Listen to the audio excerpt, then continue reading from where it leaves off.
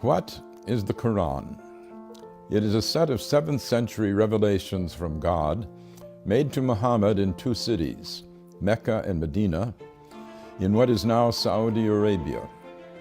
It heralds the truth that there is only one God, not the many gods still being worshipped in ancient Arabia. Of course, this was not the earliest revelation that there is only one God.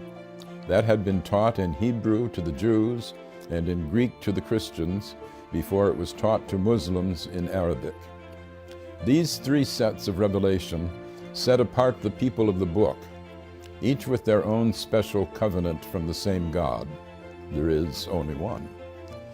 We believers in one God are on the same team, as it were, and should protect one another's places of worship, listed in the Quran as monasteries, churches, synagogues, and mosques, where God's name is much invoked.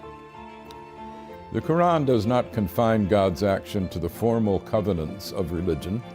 God tells us that He sends messages to all men all the time, beginning with Adam, who repented his sin in the garden and became the first prophet. The unending stream of prophets includes Moses and Jesus.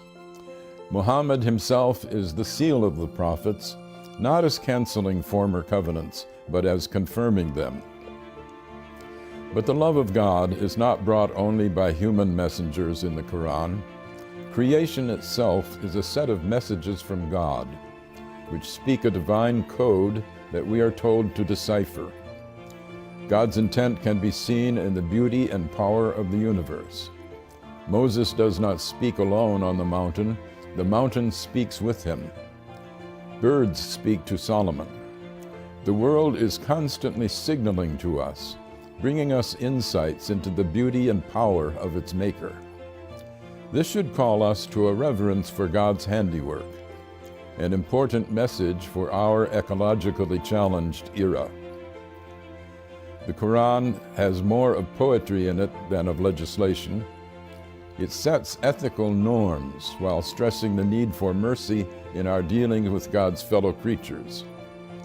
Force is allowed only for self-defense and never as a way of spreading religion. Commercial dealings with fellow Muslims or with non-Muslims should be meticulously fair and never extortionate. The relations of the sexes were still polygamous in the 7th century, as among the ancient Hebrews and the original Mormons, but women are to be honored.